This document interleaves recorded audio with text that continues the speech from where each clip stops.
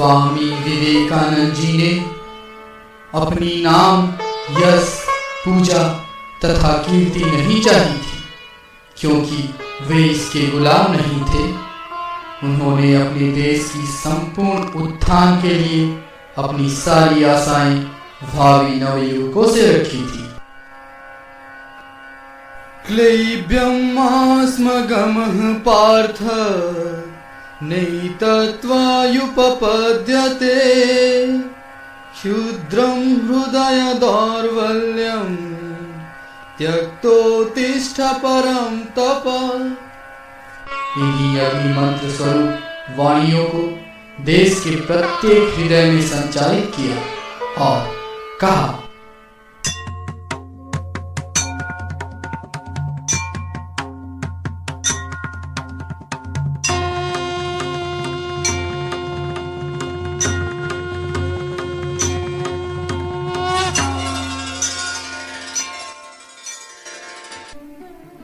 यह एक प्रधान बात है जिसे अच्छी तरह समझ लेने की आवश्यकता है। प्यारे भाइयों, मैं तुम लोगों को यह बता ही देता हूँ कि यह बात भविष्य में हमें विशेष रूप से बार बार बतलानी और समझानी पड़ेगी, क्योंकि यह मेरा दृढ़ विश्वास है। और मैं तुम लोगों से भी यह बात अच्छी तरह समझ लेने को कहता हूँ कि जो व्यक्ति दिन रात अपने को दीनहीन या अयोग्य समझे बैठा हुआ रहेगा, उसके द्वारा कुछ भी नहीं हो सकता। वास्तव में अगर दिन रात वह अपने को दीन, नीच एवं कुछ नहीं समझता है, तो वह कुछ नहीं ही बन जाता है। यदि तुम कहो कि मेरे अंदर शक्ति है, तो तुम में शक्ति जाग उठेगी। और यदि तुम सोचो कि मैं कुछ नहीं हूँ, दिन रात यही सोचा करो, तो तुम सचमुच ही कुछ नहीं हो जाओगे। तुम्हें यह महान तत्व सदा स्मरण रखना चाहिए। हम तो उसी सर्वशक्तिमान परमपिता की संतान हैं, उसी अनंत ब्रह्मांड की चिंगारियां हैं। भला हम कुछ नहीं क्यों कर हो सकते हैं? हम सब कुछ हैं, हम सब कुछ कर सकते हैं, और मनुष्य को सब कुछ करना ही होगा। हमारे पूर्वजों में ऐसा ही दृढ़ आत्मविश्वास था। इसी आत्मविश्वास रूपी प्रेरणा शक्ति ने उन्हें सभ्यता की उच्च से उच्चतर सीढ़ी पर चढ़ाया था। और अब यदि हमारी अवनति हुई हो, हम में दोष आया हो, तो मैं तुमसे सच कहता हूँ, जिस दिन हमारे पूर्वजों ने अपना यह आत्मविश्वास कमाया, उसी दिन से हमारी यह अवनति, यह दुर्व्यवस्था आरंभ हो गई है। आत्मविश्वासहीनता का मतलब है ईश्वर में अविश्वास। क्या तुम्हें विश्वास है कि वही अनंत मंगलमय विधाता तुम्हारे भीतर से काम कर रहा है? यदि तुम ऐसा विश्वास करो कि वह सर्वव्यापी, अंतर्यामी, प्रत्येक अणु परमाणु में तुम्हारे शरीर, मन और आत्मा में ओतप्रोत है, तो फिर क्या तुम कभी उत्साह से वंचित रह सकते हो? हमारे सभी दार्शनिक कहते हैं कि पवित्रता ही हमारा स्वभाव है, अपवित्रता नहीं। पूर्णता ही हमारा स्वभाव है, अपूर्णता नहीं। इस बात को तुम सदा स्मरण रखो। उस महर्षि के सुंदर दृष्टांत को सदैव स्मरण रखो, जो शरीर त्याग करते समय अपने मन से अपने किए हुए उत्कृष्ट कार्यों और उच्च विचारों को स्मरण करने के लिए कहते हैं। देखो, उन्होंने अपने मन से अपने दोषों और दुर्बलताओं की याद करने के लिए नहीं कहा। यह सच है कि मनुष्य में दोष है, दुर्बलताएं हैं, पर तुम सर्वदा अपने वास्तविक स्वरूप का स्मरण करो। बस यही इन दोषों और दुर्बलताओं के दूर करने का अमुक उपाय है। हमें संपूर्ण संसार जीतना है। हाँ, यह हमें करना ही होगा। भारत को अवश्य ही संसार पर विजय प्राप्त करनी है।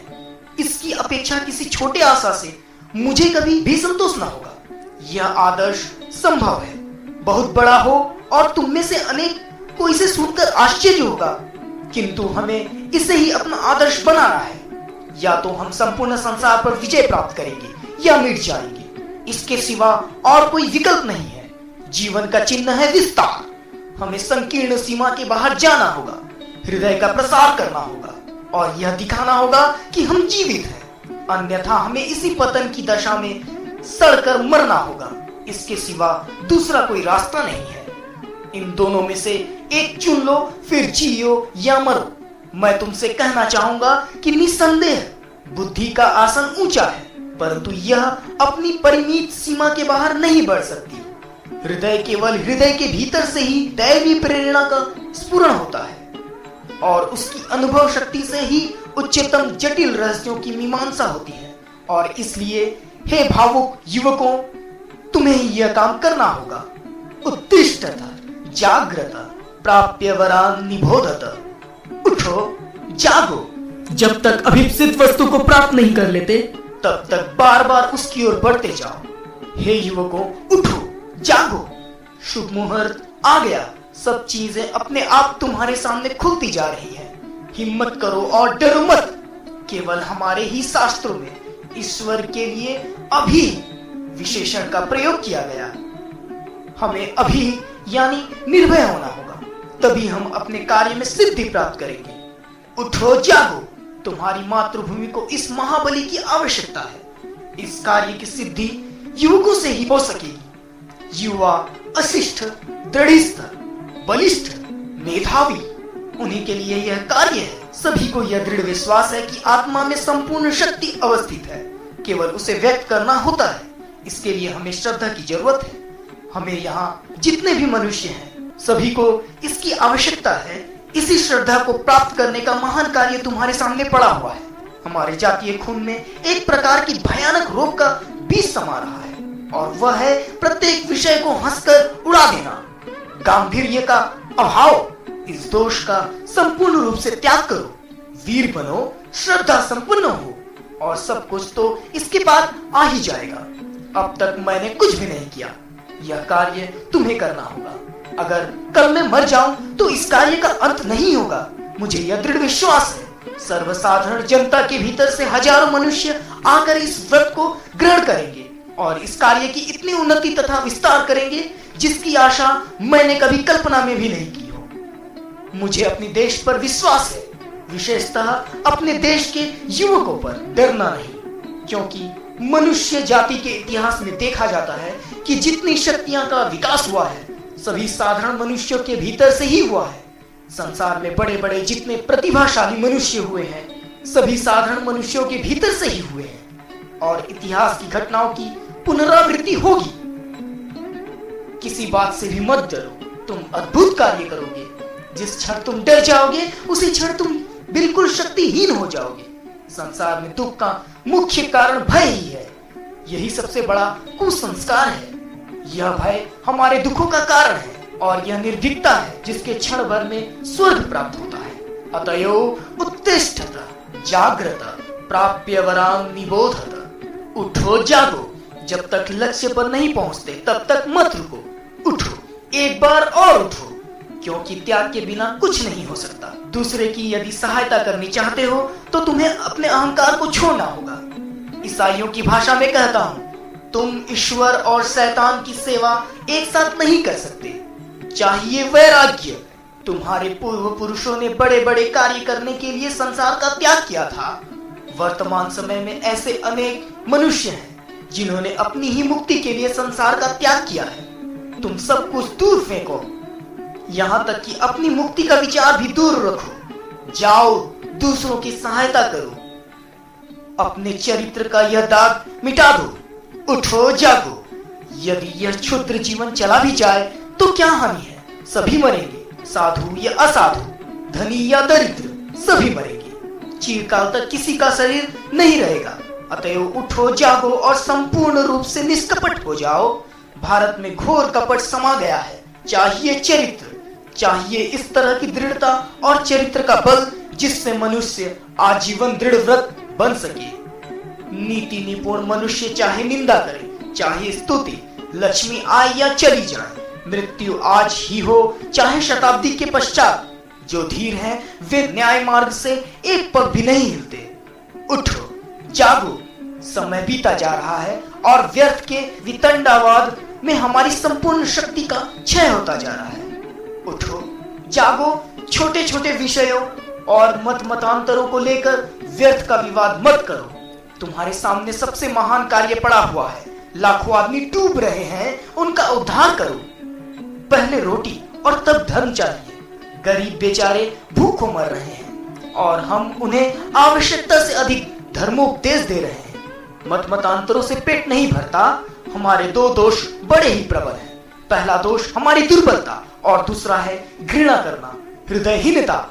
लाखों मत मतांतरों की बात कह सकते हो, करोड़ों संप्रदाय संगठित कर सकते हो, परंतु जब तक उनके दुख का अपने हृदय में अनुभव नहीं करते, वैदिक उपदेशों के अनुसार जब तक स्वयं नहीं समझते कि वह तुम्हारे ही शरीर के अंश हैं, जब तक तुम और वे, धनी और दरिद्र, साधु और असाधु, सभी उसी एक अनंत पूर्ण के, जिसे तुम ब्रह्मा कहते हो, अंश नहीं हो जाते, तब तक कुछ ना होगा। मैं तुमसे यह बात स्पष्ट शब्दों में कह देना चाहता हूँ कि मैं केवल जाति पाति का भेद मिटाने वाला अथवा समाज सुधारक मात्र नहीं हूँ। सीधे अर्थ में जाति भेद या समाज सुधारक से मेरा कुछ मतलब नहीं। तुम चाहे जिस जाति या समाज में क्यों न रहो, उससे कुछ बनता बिगड़ता नहीं, परंतु तुम किसी और जाति वाले को घृणा की दृष्टि से क्यों देखते हो? मैं केवल प्रेम और मात्र प्रेम की शिक्षा देता हूँ, और मेरा यह कहना विश्वात्मा की सर्वव्यापकता और समता रूपी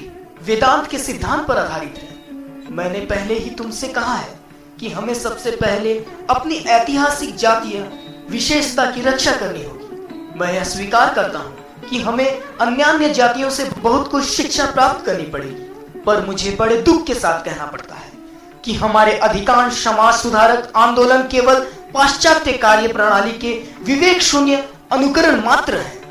इस कार्य प्रणाली से भारत का कोई उपकार होना संभव नहीं है। इसलिए हमारे यहाँ जो समाज सुधार के आंदोलन हो रहे हैं, उनका कोई फल नहीं होता।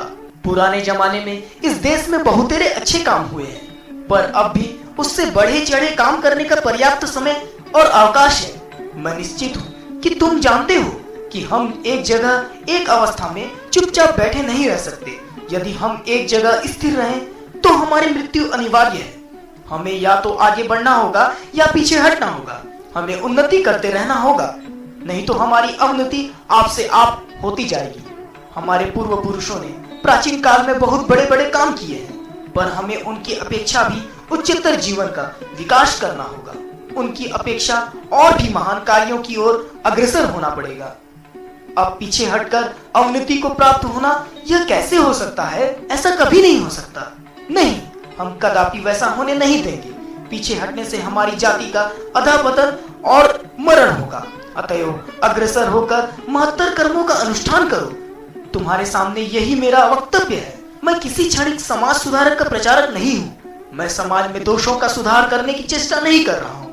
मैं तुमसे केवल इतना ही कहता हूँ कि तुम आगे बढ़ो और हमारे पूर्व पुरुष समग्र मानव जाति की उन्नति के लिए जो सर्वांग सुंदर प्रणाली बता गए हैं, उसी का अवलंबन कर उनके उद्देश्य को संपूर्ण रूप से कार्य में परिणत करो। तुमसे मेरा कहना यही है कि तुम लोग मानव के एकत्व और उस नैसर्गिक ईश्वर तत्व भाव रूपी वेदांती आदर्श के आधिकारिक समीप पहुंचते जाओ। यदि मेरे पास समय होता तो मैं तुम लोगों को बड़ी प्रसन्नता के साथ यह दिखाता और बताता कि आज हमें जो कुछ कार्य करना है उसे हजारों वर्ष पहले हमारे स्मृतिकारों ने बता दिया है, और उनकी बातों से हम यह भी जान सकते हैं कि आज हमारी जाति और समाज के आचार व्यवहार में जो सब परिवर्तन हुए हैं और होंगे, उन्हें भी उन लोगों ने आज से हजारों वर्ष पहले बता दिया था।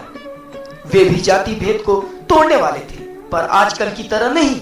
जाति भेद को तोड़ने से उनका मतलब यह नहीं था कि शहर भर के लोग एक साथ मिलकर शराब कबाब उड़ाएं, या जितने मूर्ख और पागल हैं वे सब चाहें जिससे शादी कर डालें और सारे देश को एक बहुत बड़ा पागल खाना बना दें। और न उनका यही विश्वास था कि जिस देश में जितने ही अधिक विधवा विवाह हो, वह देश उतना ही उन्नत समझा जाएगा।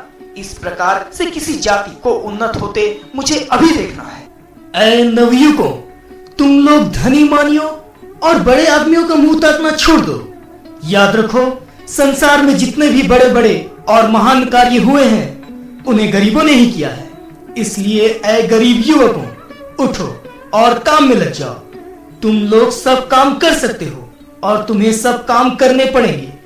यदि तुम गरीब हो, फिर भी बहुत लोग तुम्हारा अनुसरण करेंगे। दृढ़चित बनो और इससे भी बढ़कर पूर्ण पवित्र और धर्म के मूल तत्वों के प्रति निष्ठावान बनो। विश्वास रखो कि तुम्हारा भविष्य अत्यंत गौरवपूर्ण है।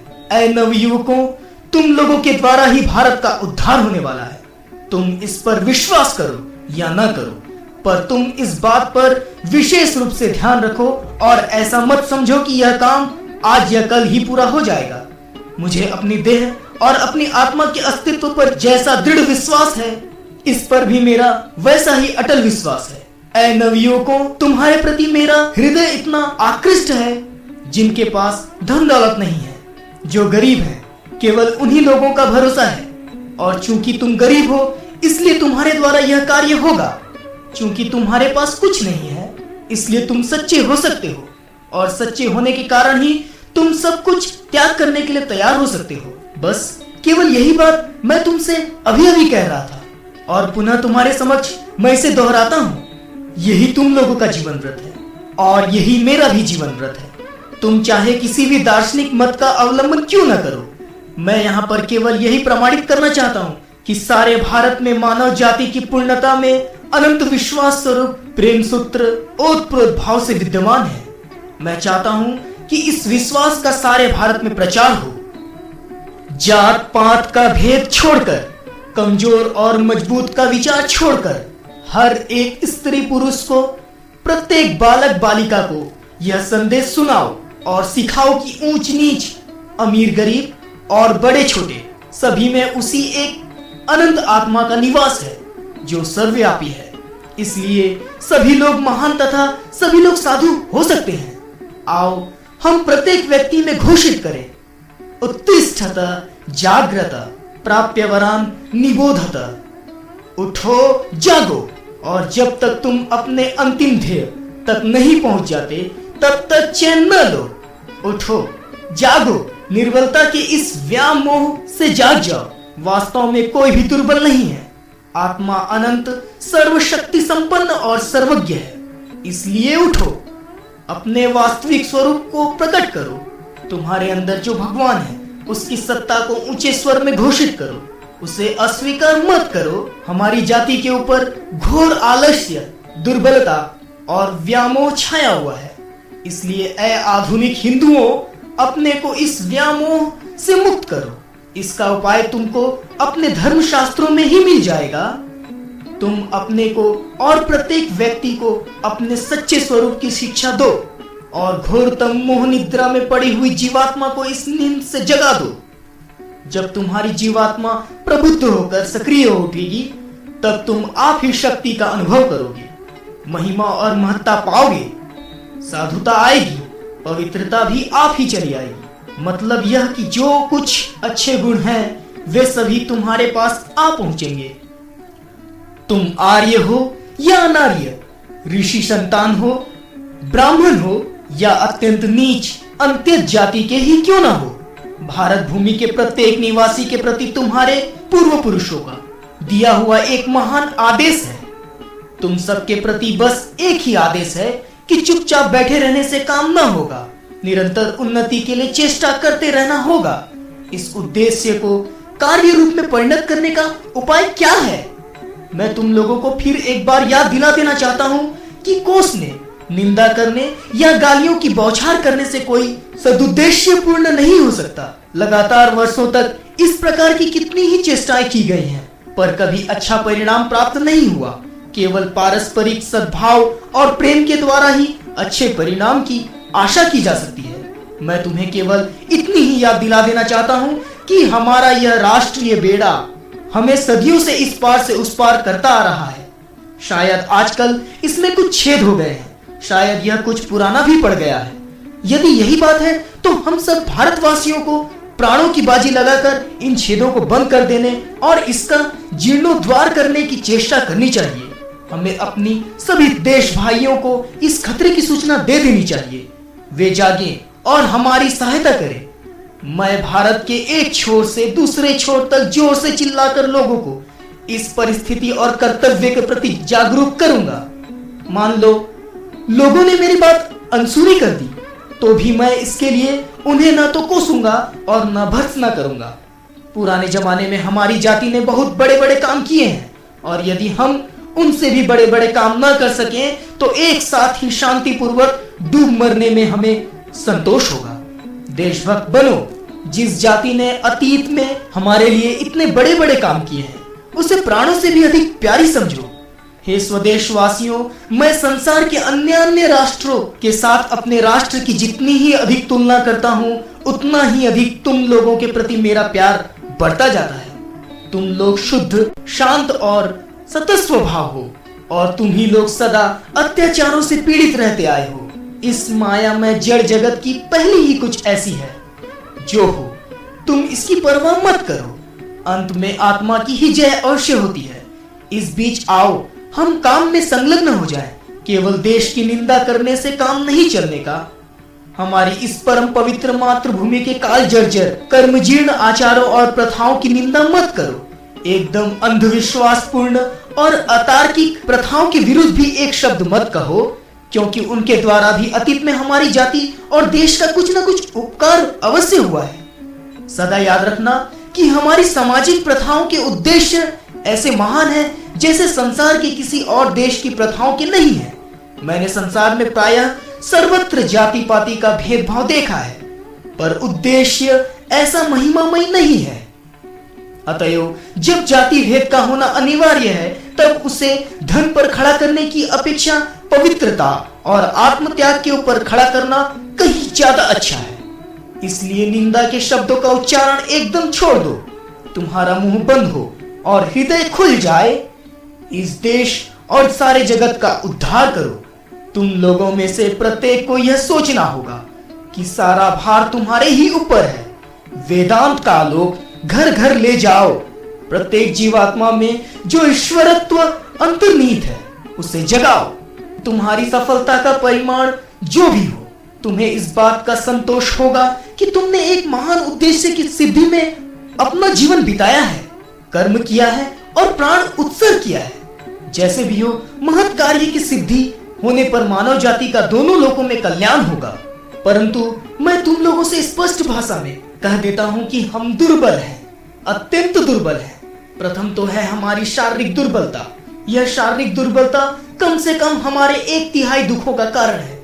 हम आलसी हैं, हम कार्य नहीं कर सकते, हम पारस्परिक एकता स्थापित नहीं कर सकते, हम एक दूसरे से प्रेम नहीं कर सकते, हम बड़े स्वार्थी हैं। हम 3 मनुष्य एकत्र होते ही एक दूसरे से घृणा करते हैं, ईर्ष्या करते हैं।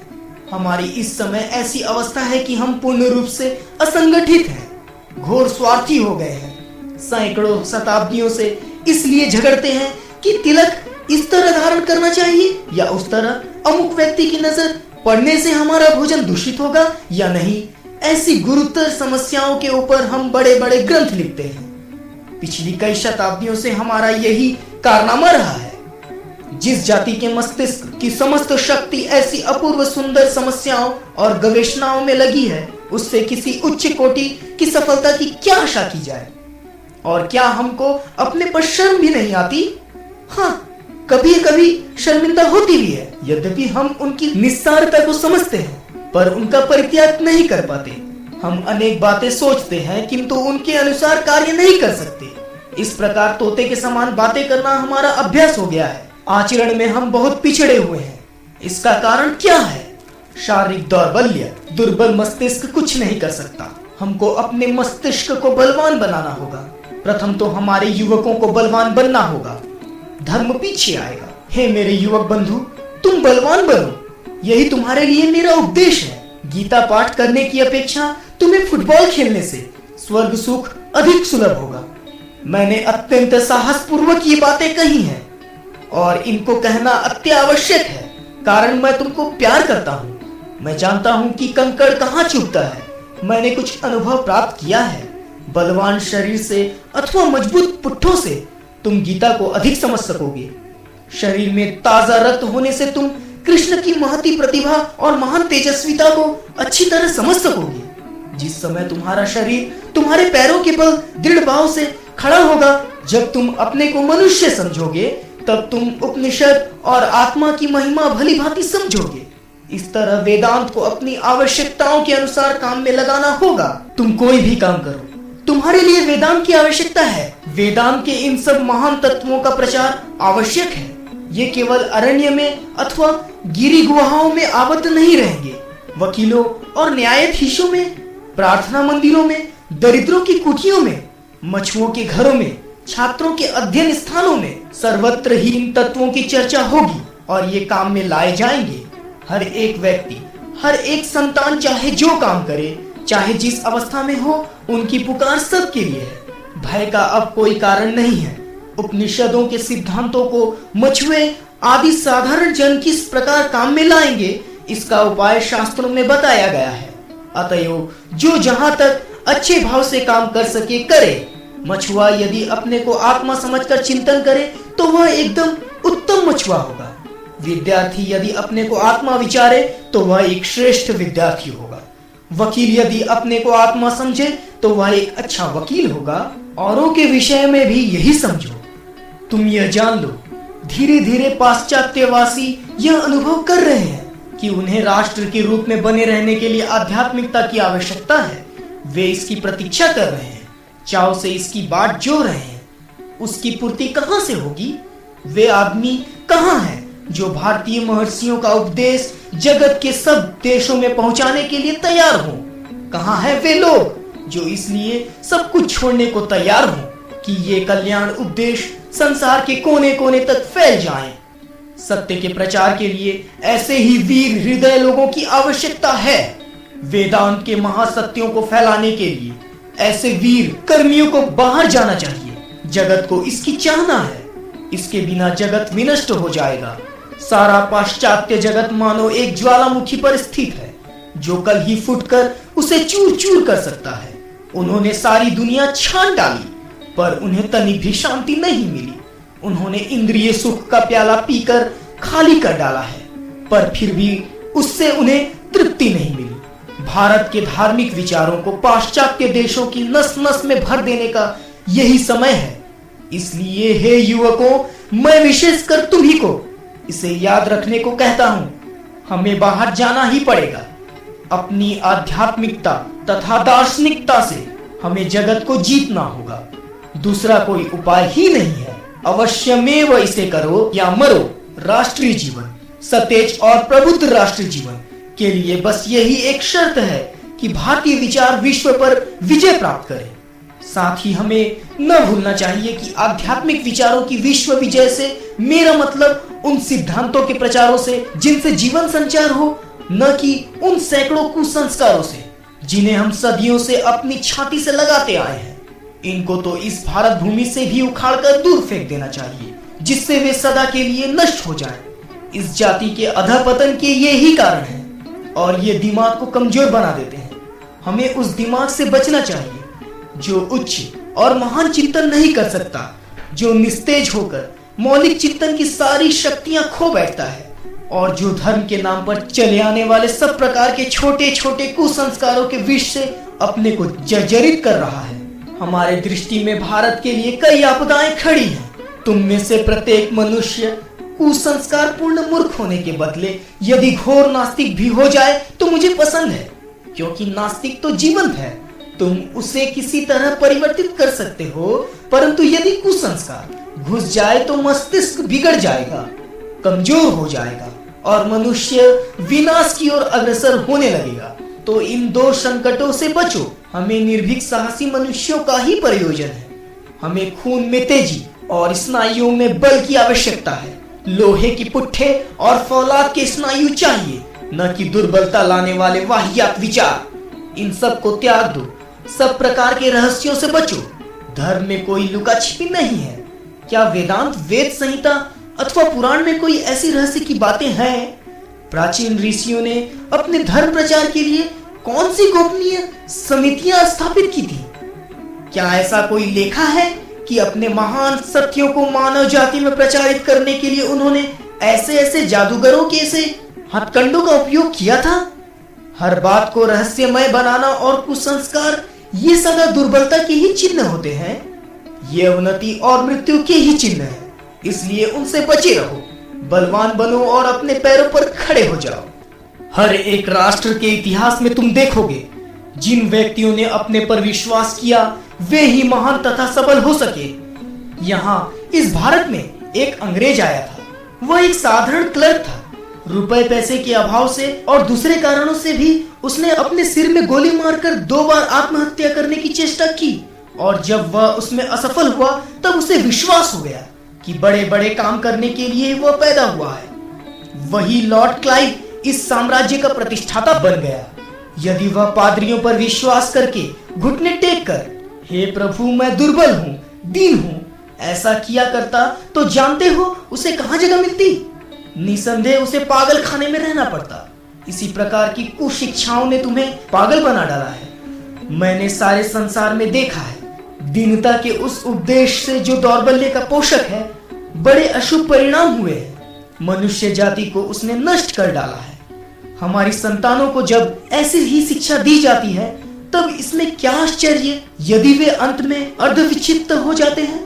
भारत को समाजवादी अथवा राजनीतिक विचारों से प्लावित करने के पहले आवश्यक है कि उसमें आध्यात्मिक विचारों की बाढ़ ला दी जाए। सर्वप्रथम हमारे उपनिषदों, पुराणों और अन्य सब शास्त्रों में जो अपूर्व सत्य छिपे हुए हैं, उन्हें इन सब ग्रंथों के पन्ने से बाहर निकालकर, मठों की 4 दीवारियां भेद कर, वनों की शून्यता से दूर लाकर, कुछ संप्रदाय विशेषों के हाथ से छीनकर देश में सर्वत्र बिखेर देना होगा, ताकि ये सत्य दावानल के समान सारे देश को चारों ओर से लपेट ले, उत्तर से दक्षिण और पूर्व से पश्चिम तक सब जगह फैल जाए। हिमालय से कन्याकुमारी और सिंध से ब्रह्मपुत्र तक सर्वत्र वे धधक उठे। सबसे पहले हमें यही करना होगा। मेरा विचार है, पहले हमारे शास्त्र ग्रंथों में पड़े हुए आध्यात्मिकता के रत्नों को, जो कुछ ही मनुष्य के आधार में मठों और अरण्यों में छिपे हुए हैं, बाहर लाना है। जिन लोगों के अधिकार में ये छिपे हुए हैं, केवल उन्हीं से इस ज्ञान का उद्धार करना नहीं, वरन उससे भी दुर्भेद्य पेटिका, अर्थात जिस भाषा में ये सुरक्षित है, उन शताब्दियों के पर्त खाए हुए संस्कृत शब्दों से उन्हें निकालना होगा। तात्पर्य यह है कि मैं उन्हें सबके लिए सुलभ कर देना चाहता हूँ। मैं इन तत्वों को निकालकर सबकी, भारत के प्रत्येक मनुष्य की सामान्य संपत्ति बनाना चाहता हूँ, चाहे वह संस्कृत जानता हो या नहीं। हमें मनुष्यों की बोलचाल की भाषा में उन विचारों की शिक्षा देनी होगी। साथ ही संस्कृत की भी शिक्षा अवश्य होती रहनी चाहिए, क्योंकि संस्कृत शब्दों की ध्वनि मात्र से ही जाति को एक प्रकार का गौरव, शक्ति और बल प्राप्त हो जाता है। जनता को उसकी बोलचाल की भाषा में शिक्षा दो, उसको भाव दो, वह बहुत कुछ जान जाएगी। परंतु साथ ही कुछ और भी जरूरत है, उसको संस्कृत का बोध दो। जब तक तुम यह नहीं कर सकते, तब तक उनकी उन्नत दशा कदापि स्थायी नहीं हो सकती। एक ऐसे नवीन वर्ण की सृष्टि होगी जो संस्कृत भाषा सीखकर शीघ्र ही दूसरे वर्णों के ऊपर उठेगी और पहले की तरह उन पर अपना प्रभुत्व फैलाएगी। ऐ पिछड़ी जाति के लोगों, मैं तुम्हें बतलाता हूँ कि तुम्हारे बचाव का, तुम्हारी अपनी दशा को उन्नत करने का एकमात्र उपाय संस्कृत पढ़ना है, और यह लड़ना झगड़ना और उच्च वर्णों के विरोध में लेख लिखना व्यर्थ है। इससे कोई उपकार न होगा, इससे लड़ाई झगड़े और बढ़ेंगे, और यह जाति दुर्भाग्यवश पहले ही से जिसके टुकड़े टुकड़े हो चुके हैं और भी टुकड़ों में बढ़ती रहेगी। सबसे पहले एक बात और आवश्यक है। हाय, सदियों की घोर ईर्ष्या द्वारा हम जर्जर हो रहे हैं। हम सदा एक दूसरे के प्रति ईर्ष्या भाव रखते हैं। क्यों अमुक व्यक्ति हमसे बढ़ गया, क्यों हम अमुक से बड़े न हो सके, सर्वदा हमारी यही चिंता बनी रहती है। इस प्रकार हम ईर्ष्या के दास हो गए हैं कि धर्म में भी हम इसी श्रेष्ठता की ताक में रहते हैं। इसे हमें दूर करना चाहिए। यदि इस समय भारत में कोई महापाप है, तो वह यही ईर्ष्या की दासता है। हर एक व्यक्ति हुकूमत चाहता है, पर आज्ञा पालन करने के लिए कोई भी तैयार नहीं है। और यह सब इसलिए है कि प्राचीन काल के उस अद्भुत ब्रह्मचर्य आश्रम का अब पालन नहीं किया जाता। पहले आदेश पालन करना सीखो, आदेश देना फिर स्वयं आ जाएगा। पहले सर्वदा दास होना सीखो, तभी तुम प्रभु हो सकोगे। ईर्ष्या द्वेष छोड़ो, तभी तुम उन महान कर्मों को कर सकोगे जो अभी तक बाकी पड़े हैं। हमारे पूर्वजों ने बड़े बड़े और अद्भुत कर्म किए हैं, जिन पर हमें श्रद्धा और गर्व है।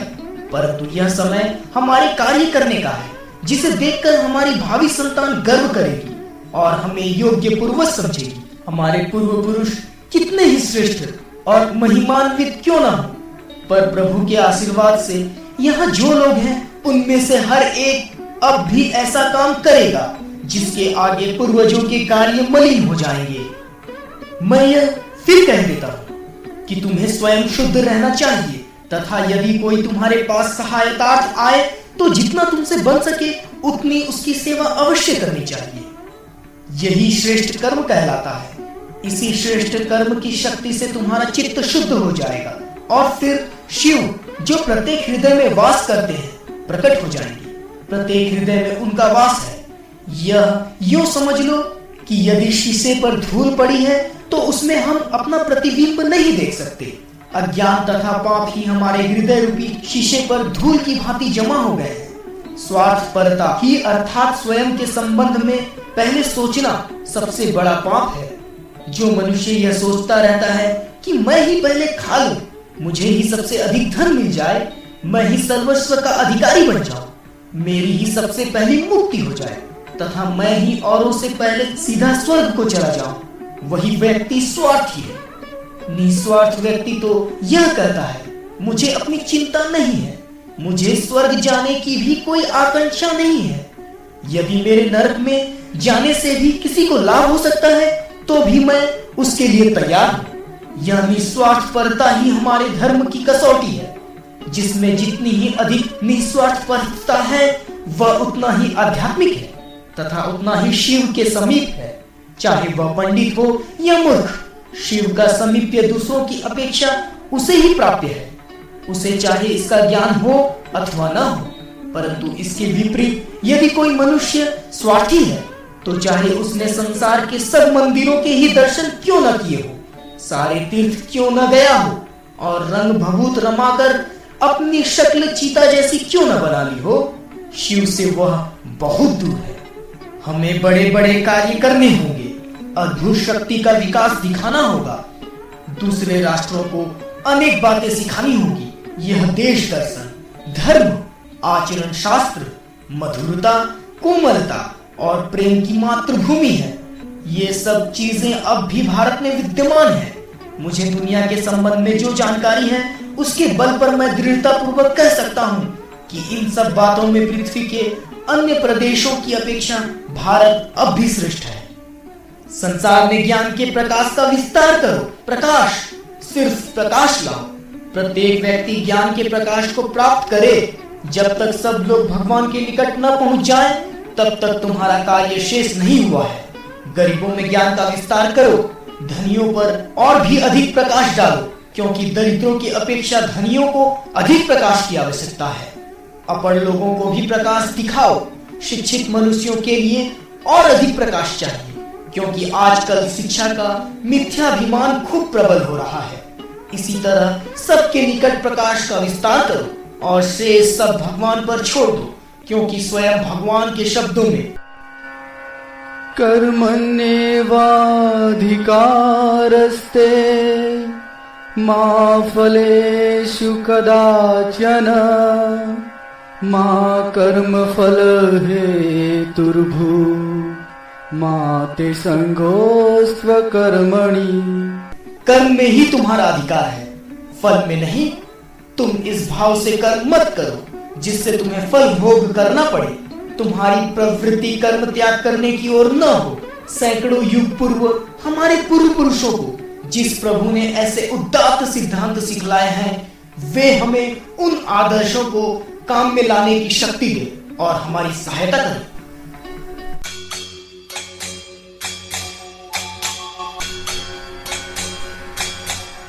उत्तिष्ठत जाग्रत प्राप्य वरान् निबोधत क्षुरस्य धारा निशिता दुरत्यया दुर्गपथस्तत कवयो वदन्ति।